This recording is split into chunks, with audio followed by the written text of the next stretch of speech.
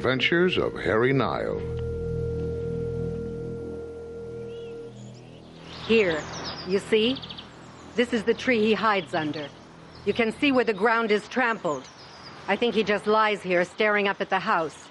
I see his cigarette glowing sometimes in the middle of the night, and then he's gone. Looks like he was careful not to leave anything behind. No footprints, no cigarette butts, there's nothing. You live here alone, Mrs. Longstreet? I have a full-time domestic, and my son stays here occasionally on weekends when he's home from college. Well, like I said when you phoned me, the first thing you should do is call the police. No! That's out of the question. I will not have police cars here. This is Broadhurst, Mr. Nile. That sort of thing is simply not done. What is it, having a prowler? Having the police. This is a quality community, not some ghetto. But if you Whoever this person is, I want him removed quietly. Her name is Barbara Longstreet, and she lives in an exclusive Seattle district where the houses are mostly mansions on big lots that sweep down to Lake Washington. Her problem sounds like a one-night job. I figured to quietly nab the guy, drive him out of Broadhurst, hand him over to the cops myself. Nice and quiet. So I call police headquarters and tell them I'll be on surveillance at her address, and about 11 that night I see him. And he sees me, and he starts running. And shooting. Hey! Hey, come back here! Hey, come on, guys, stop! It's no use chasing him on foot. He takes off on the run down toward the lake. Lights go on all over the neighborhood, including the Longstreet place. Mrs. Longstreet? Mrs. Longstreet, it's Harry Nile. Let me in. I got to call the police. Have you shot him, Mr. Nile? No, he shot at me and took off. Listen, your prowler isn't some harmless bum. That will be quite enough. You have managed to awaken the entire neighborhood. Exactly what I told you explicitly not to do. So thank you very much, and kindly send me your bill. You are dismissed.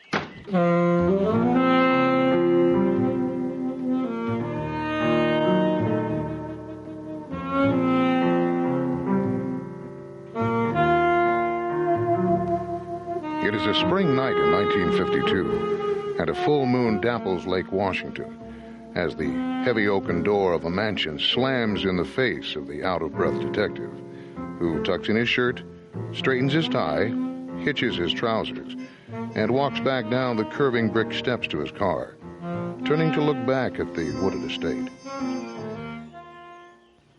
Mrs. Longstreet may not have wanted the police, but her neighbors must have called them as soon as they heard the shots. I'm waiting beside my car as a patrol unit races up to me before I can say J. Edgar Hoover. Hey, you want to step away from the car, fella? Oh, relax, officer. I'm a private investigator. The guy you want took off on foot down toward the lake. I was just about to call you. I'm Harry Nile. Now, I want you to turn around, feet apart, both hands on the hood of your car, and please, make no sudden moves. Okay. Didn't headquarters tell you I'd be on surveillance on a case at this address? My wallet's in the right hip pocket. I'm not carrying a weapon. It was the prowler who fired the shots. All right, Mr. Nile, you can turn around. Sorry about that. Here's your wallet. Thanks.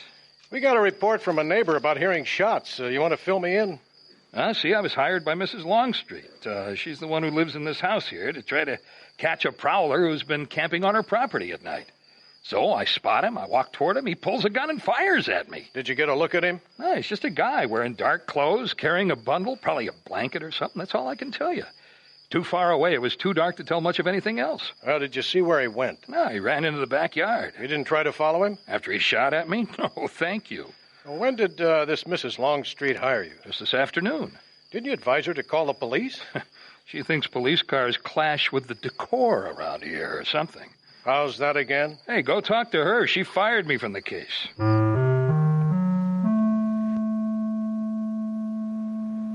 It's 11:45 p.m., and this case is where it belonged in the first place, in the hands of the Seattle PD. Getting shot at always makes me hungry, so I drop by the Burgermaster on 45th. I'm sitting there in my car with the top down and the tray on my window, listening to Lucky Lager Dance Time on the radio, munching on my cheeseburger when a beat-up old coupe pulls into the next stall. It's maybe the ugliest jalopy I've ever seen in my life. The driver sees me looking it over and gives me a friendly grin. Oh, she ain't much, but she's all mine. Well, if it runs, who cares? Now, that's exactly what I say. If it gets me there, so what? That's right. Yes, he's worth around $19.25 scrap. Say, mind if I join you? If you don't mind company, that is. No, I guess not. Come on ahead. He shambles over. He's got a big grin on his face. He's wearing a pork pie hat and a tacky plaid sport coat. Sam Navola. Put her there. Well, I'm glad to know you, Sam. I'm Harry Nile. You want to sit down here? Don't mind if I do. We could have sat in my car, only the passenger seat's ripped out. You been working tonight, Harry? Yeah, as a matter of fact. Yeah, same here. In fact, you want to hear something funny, Harry? We're both in the same line of work. We are? Well, you're a private detective, right? I didn't know I was wearing some kind of sign on my back. I was just showing off. See that prowler you was after tonight? He's been bothering some other places in Broadhurst besides the Longstreet joint. And one of the squires up the street hired me to get rid of him. Well, I seen your car hanging around the Longstreet place this afternoon, so I've been tailing you all day. You thought I was the prowler? Well, how was I to know? So I checked you out. Found out what you do, where you work, where you live, who you know. I don't want to sound conceited, Harry, but I'm very good. Well, if you're so good, how come you drive around in a $19 jalopy? Because nobody notices an old heap like this one. Part of my technique. Close your eyes. Huh? Go ahead. Close your eyes. What? Don't look over at my car, no. Tell me. What make is it? I never noticed. All right. What color is it? I don't know. Of course you don't. It's no color. Could have been black, could have been gray, could have been green, could have been brown. All right. I get the point. And the reason you don't know what make it is because it ain't got no radiator grill. Car without a grill is like a guy without a face, right? Perfect for tailing somebody. Yeah. Okay, I see. But here you are in a jazzy black convertible with a white top, white tires, those flip-flop headlights. You follow somebody in this rig, you get burned in 2 blocks. All right, you made your point. Oh, yeah, here comes a car hop. Well, just bring me a cup of coffee and a slice of apple pie there, sweetheart. And give my friend a check. Hey! Believe me, Harry, I'm gonna earn it.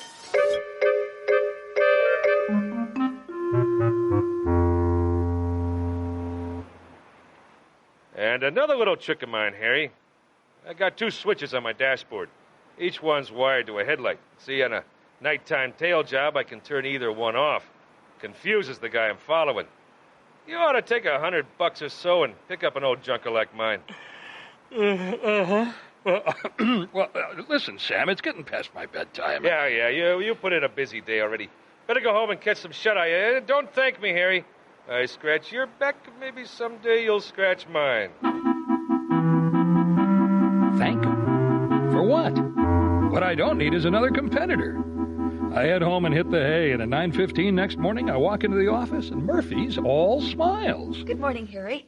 You've already had 2 calls from Mrs. Longstreet. Well, Mrs. Longstreet, she fired me last night. She did? Why?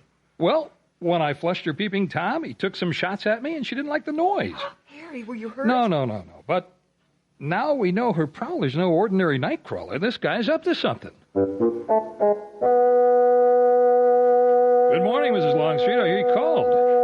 He came back after the police left. He did? Yes. I was so upset I couldn't sleep, so I turned out the lights and I sat at the window, and around 12:30 he crept back under my tree. Well, did you call the police? No, I didn't call the police. Listen, your neighborhood's got a problem, Mrs. Longstreet. I don't want to scare you, but this guy, whoever he is, isn't just some bum. Call the police. No! I will not have them clogging the street with their red lights and radios blaring. All right, well, good luck. I will expect you back on the job tonight, Mr. Nile. Excuse me? I believe you dismissed me last night? I will expect you to take up your position by the time it gets dark tonight. Well, frankly, Mrs. Longstreet, the rate I quoted you before doesn't cover my confronting an armed man. Now that we know he's carrying a gun and he's willing to use it... I will pay you whatever it takes. Come again? I will pay you whatever you ask. Just be here. You're not going back to Broadhurst tonight. I am. But I've got an idea. See if you can find a number for me for a PI named Sam Navola. In Seattle? Yeah. Turns out somebody else in Broadhurst hired him to find the same prowler I'm looking for. Might be safer for both of us if we work together.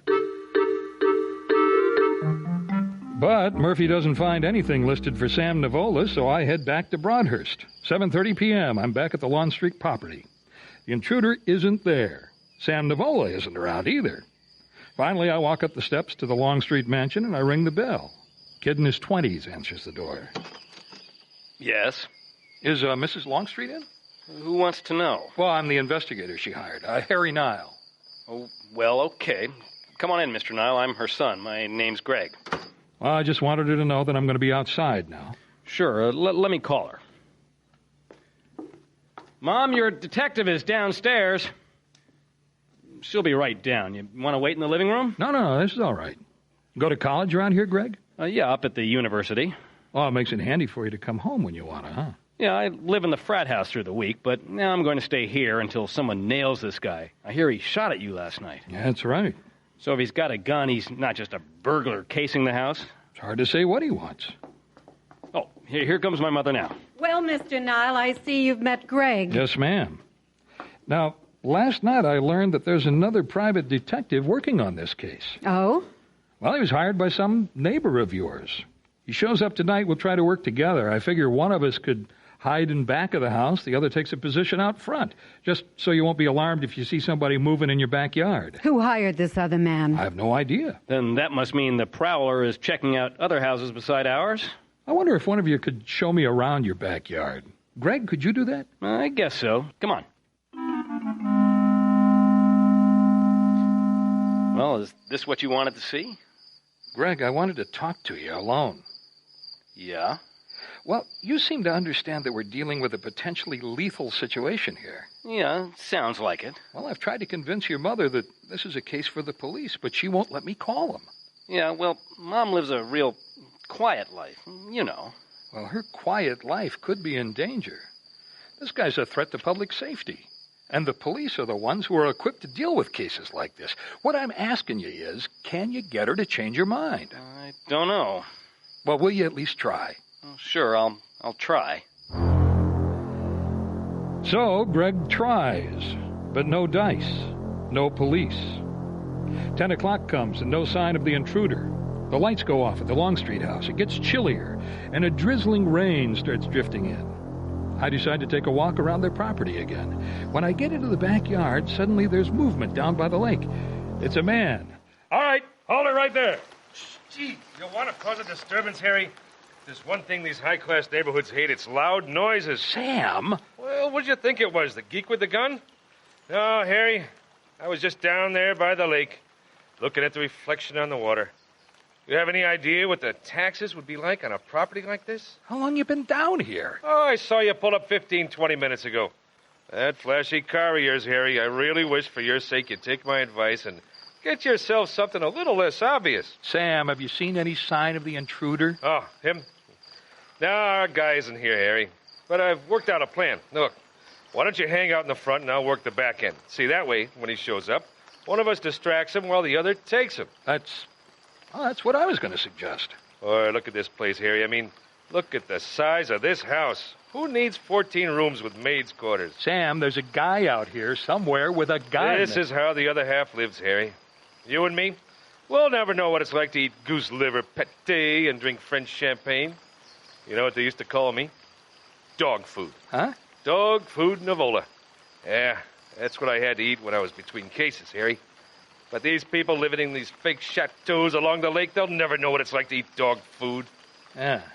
Sam, I'm going to go back out front and sit in my flashy convertible. It's not that bad, you know. What? I prefer the canned to the kibbled. Look, you ever get down on your luck, just stay away from that kibbled. Mr. Nile? Huh? It's Greg. Mom sent me out with some coffee and rolls. Oh, that's very nice of her. You want to sit in the car for a while? Sure. Oh, okay. You better take the coffee, though. I got it. Oh, by the way, the other detective showed up. He did? That's good. Oh, I'm not so sure. What do you mean? Let's just say he's a little eccentric. Well, where is he? Well, he's staked out in your backyard. Your mother, she lives alone here, Greg. Is there a Mr. Longstreet? He died. Oh, that's too bad. Tough to lose your father. I lost mine a year or so ago. Well, he was my stepfather. My real father ran off when I was 9, and Then Mom got a divorce, and, well, things were pretty tough for a while. And we didn't always live like we're living now. My real father was pretty much a deadbeat. Never sent any support money or anything. Anyway, when I was in high school, Mom married Dale Longstreet. He was really well-to-do, besides being a pretty nice guy. Bought us this house, but then he died the first year we were living in it. Uh-oh, you stay in the car. Sam! Sam, are you all right? Calm yourself, Harry. Everything's under control. I heard a shot. That was me. What? Prowler came up over the seawall down by the lake. We grappled. I knocked him down. He went for his gun. I shot it out of his hand. I wish you'd been there. I think it might have been quite instructive. You don't see too many one-man apprehensions these days, especially after dark and the rain. Well, where is he? Well, Harry, you may call me an old sentimentalist, but I gave the young fellow a good, stern talking to. He was just a college kid. Could have been your boy or mine. Then I tossed his gun way out in the lake and sent him packing. I don't think he'll be worrying this neighborhood anymore. Wait a minute, you let him go? You threw away his weapon? Did you get his name? Well, there you are, Harry. If I'd taken his name and turned it in, the boy would have an instant record that would follow him all the days of his life. Sam, he shot at me last night. The guy's dangerous. Oh, I think I straightened him out. What was he doing on the Longstreet property night after night? Did you find that out? Matter of fact, Harry, I did. He admitted he was trespassing, but he said he was a budding architect and he was just studying the exterior of the house. So you just let him go? Yes, I did, Harry. Call me a sentimental fool, but I gave the lad another chance.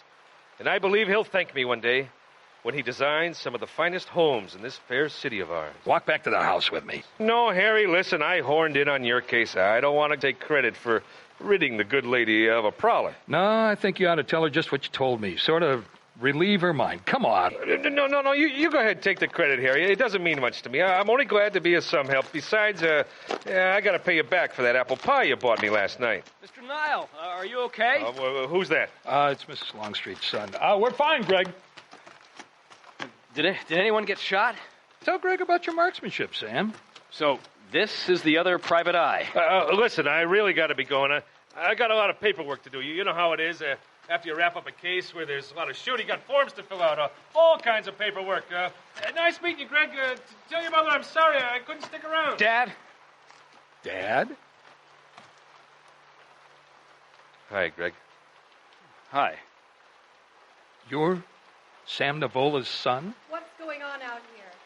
Mom, it's... Can't you do anything I tell you to do, Mr. Nile? I said if you caught the trespasser, you were to simply take him away. Mom, don't you see who it is? Yes, I see who it is. I can explain the whole thing, Barbara. See, I was... I don't want your explanation, Sam. I just want you gone. Wait a minute. There was no prowler, right? It was you, Sam. And you knew it all along, Mrs. Longstreet, isn't that right?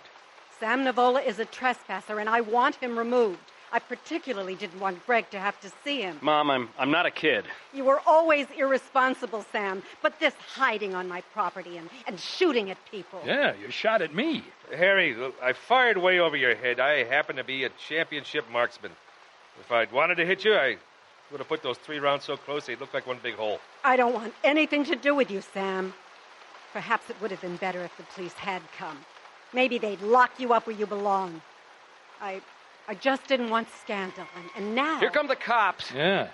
Someone must have heard the shot. Every time you've entered my life, you've caused upset. Is it too much to ask that you simply leave us alone? No, Barbara, you're right. It isn't right for me to hang around. But it was awful nice seeing you, seeing how good you look and how good you're living. Greg, you're taller than your old man now. Take good care of your mother now, boy. You hear me? Isn't someone going to stop him? He's getting away. Well, darned if he isn't.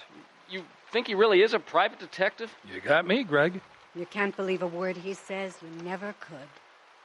Folks, Seattle police. Was there a shot fired here? We got a call there was a shot heard from somewhere on your property. Well, what about it? You're the householder, Mrs. Longstreet. I've been in the house all evening. You. Aren't you the private detective who was here last night? Oh, me? Yeah. Well, did you fire a gun? No, not me. Did you hear a gunshot? Could have been a car backfiring. Well, how about you, young fella? Well, I don't live here. I live on campus at the U. I see. Well, I don't see, but I suggest you all get inside and out of this rain. Yeah, good idea. Good night, Mrs. Longstreet. Good night, Mr. Nile. Good night, Craig. Nice to meet you. Yeah, same here. Are you coming in the house, Greg? In a minute, Mom. I think for now I'll just go down there by the wall and look at the water.